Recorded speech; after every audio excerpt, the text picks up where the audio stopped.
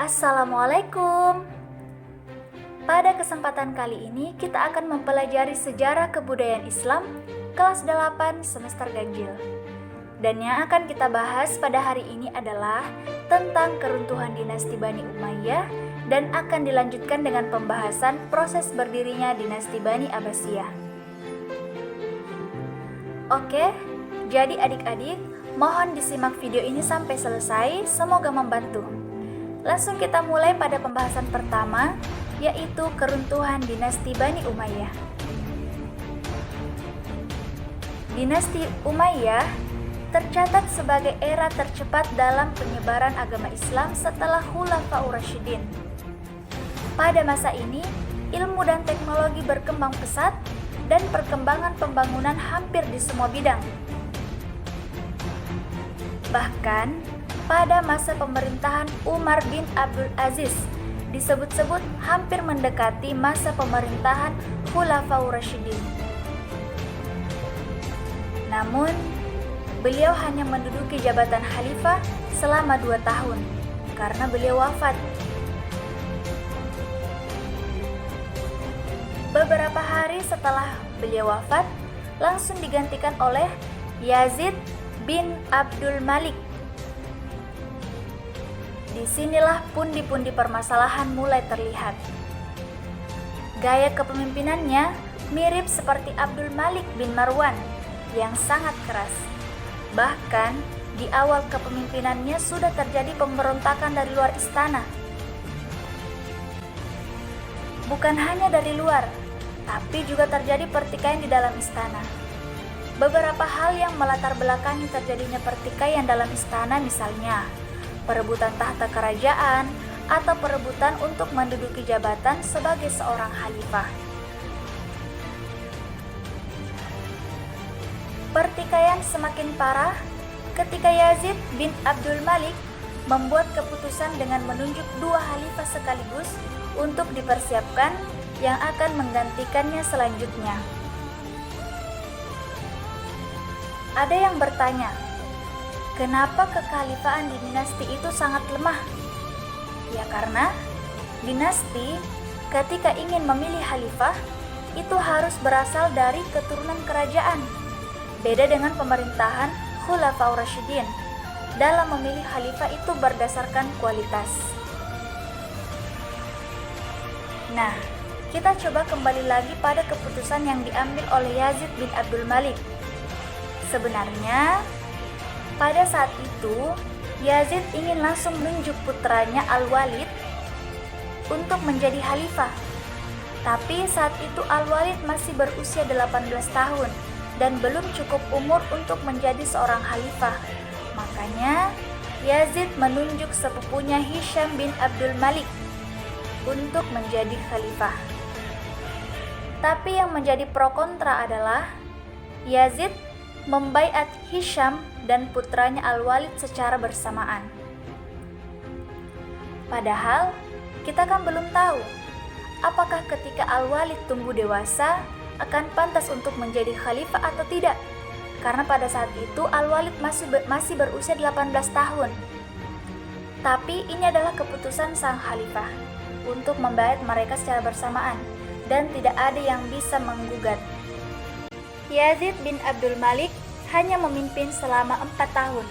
Beliau wafat karena penyakit yang dideritanya. Kekhalifahan langsung digantikan oleh sepupunya yaitu Hisham bin Abdul Malik. Kekuatan dinasti Bani Umayyah pelan-pelan kembali. Negara Islam dijadikan negara yang kuat dan Hisham juga menyelesaikan persoalan yang pernah diperbuat oleh saudaranya yang telah lalu. Hisham merupakan salah satu dari 3 khalifah yang memimpin terlama di dinasti Umayyah. Lamanya beliau memimpin membuktikan kepantasan beliau menjadi pemimpin yang baik. 18 tahun memimpin berarti Al-Walid juga semakin tumbuh dewasa. Kala itu Al-Walid sudah merasa cukup umur untuk menggantikan posisi pamannya. Pada saat itu kembali terjadi pertikaian antara Hisham dan Al-Walid. Sampai pada akhirnya Al-Walid pun menjadi khalifah. Ya, Menurut Imam Syuuti dalam kitabnya bahwa Al-Walid tidak bisa mencerminkan dirinya sebagai seorang khalifah yang baik, peminum khamar, dan bahkan melanggar syariat agama. Dan masih banyak lagi kekurangan dari Al-Walid yang membuatnya sangat tidak pantas untuk menjadi seorang khalifah. Kurang lebih seperti itulah gambaran singkat keruntuhan dinasti Bani Umayyah. Nah, kita lanjut pada pembahasan kedua, yaitu berdirinya dinasti Bani Abbasiyah. Oke, kita mulai ya. Jadi, dinasti Abbasiyah ini dinisbatkan kepada Abdullah bin Muhammad bin Ali bin Abdullah bin Abbas bin Abdul Muthalib, atau yang lebih dikenal dengan Abdul Abbas As-Saffah, paman Rasulullah Sallallahu Alaihi Wasallam, dan menjadi khalifah pertama. Ada yang bertanya, apakah Abdul Abbas As-Saffah diangkat menjadi seorang khalifah karena beliau adalah paman Rasulullah? Sebelum kita jawab, mari kita mengenal sedikit kepribadian seorang Abdul Abbas As-Saffah.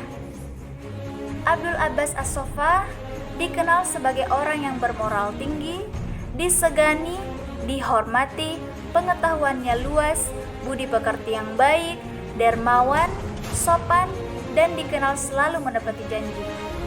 Kepribadian seperti ini sudah bisa mewakili dirinya pantas untuk menjadi khalifah. Tapi ada alasan lain. Apa itu? Jadi, Abdul Abbas As-Saffah diangkat menjadi khalifah setelah beliau berhasil menggulingkan dinasti Bani Umayyah pada Perang Al-Zab. Di Perang Al-Zab inilah sebagai perang puncak antara dinasti Umayyah dan dinasti Abbasiyah. Ada satu pertanyaan yang bisa mewakili pembelajaran kita pada hari ini, yaitu mengapa gerakan Abbasiyah dengan pesat berkembang dan mendapat dukungan yang banyak dari masyarakat? Oke, mari kita kembali melihat kronologi dari lahirnya gerakan Abbasiyah. Jadi, awalnya gerakan ini hanya pengajian kecil-kecilan yang dirintis oleh Muhammad bin Ali bin Abdullah ibnu Abbas di daerah Hamimah. Daerah ini masih dalam kekuasaan dinasti Umayyah. Yang perlu adik-adik ketahui dan ingat bahwa di gerakan Abbasiyah itu punya slogan yang isinya Ahlul Bait, artinya keluarga atau kekeluargaan. Diingat ya, slogan inilah yang mampu menarik perhatian masyarakat sekitar dan membuat masyarakat semakin dekat dengan gerakan Abbasiyah. Bukan tidak mungkin, karena di saat yang bersamaan, performa atau kekuatan dinasti Umayyah pada saat itu semakin menurun dan banyak masyarakat yang kecewa dengan dinasti Umayyah, termasuk Mawali. Mawali atau kelompok non-Arab. Dinasti Abbasiyah lebih mengutamakan kelompok Arab sehingga kelompok Mawali ini seolah-olah dianaktirikan atau diabaikan. Bukan hanya Mawali, bahkan Syiah dan Khawarij pada saat itu berstatus sebagai pemberontak juga ikut mendukung gerakan Abbasiyah. Karena itu, adanya gerakan Abbasiyah dengan slogan kekeluargaan seolah memberikan harapan kepada mereka agar kepemimpinan bisa kembali kepada keluarga Rasulullah Sallallahu Alaihi Wasallam dan mampu memperbaiki kehidupan mereka.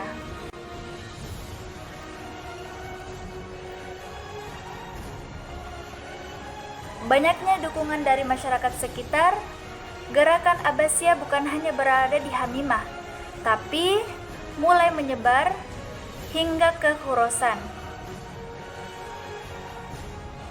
Nah, ini daerahnya Hamimah, Kufah, dan Khurasan. 3 daerah ini dijadikan sebagai proses pergerakan Abbasiyah. Proses pergerakan ini dijadikan strategi agar gerakan Abbasiyah bisa berhasil dan bisa mendapatkan tujuannya.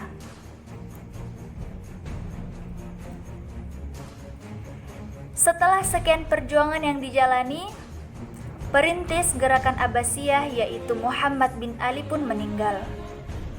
Kemudian dilanjutkan oleh putranya yaitu Ibrahim. Gerakan Abbasiyah semakin kuat dan memperlihatkan kekuatannya yang kuat. Bahkan Ibrahim sampai menyewa seorang panglima perang dari Khurasan, yaitu Abu Muslim al-Khurasani, yang juga menjabat sebagai tokoh masyarakat di Khurasan. Jadi, Abu Muslim al-Khurasani selain dikenal sebagai panglima perang yang handal juga merupakan tokoh masyarakat, yang artinya beliau mampu menarik hati masyarakat Khurasan untuk ikut andil mendukung gerakan Abbasiyah. Dan jelas, Abu Muslim al-Khurasan ini sangat besar pengaruhnya di masyarakat. Maka tidak heran, gerakan Abbasiyah banyak mendapat dukungan dari masyarakat. Namun, akhirnya Ibrahim diciduk atau ketahuan oleh Marwan bin Muhammad karena telah menyewa panglima perang dari Khurasan yang merupakan wilayah Bani Umayyah. Ibrahim pun ditangkap dan dipenjara. Apakah gerakan Abbasiyah terhenti? Tidak. Gerakan ini kemudian dilanjutkan oleh adiknya, yaitu Abdul Abbas As-Saffah. Disinilah pergerakan semakin tidak terbendung. Abdul Abbas As-Saffah berhasil menggulingkan dinasti Umayyah di Perang Al-Zab, dan juga setelah menguasai wilayah Khurasan, Abdul Abbas pun menaklukkan wilayah Irak. Dan hal ini dimanfaatkan oleh para pendukung Abbasiyah untuk membaiat Abdul Abbas As-Saffah untuk menjadi khalifah pertama di dinasti Abbasiyah. Ya, seperti itu adik-adik, sedikit gambaran sejarah berdirinya dinasti Abbasiyah. Terima kasih banyak sudah menyimak video ini sampai selesai, semoga bermanfaat. Wassalamualaikum warahmatullahi wabarakatuh.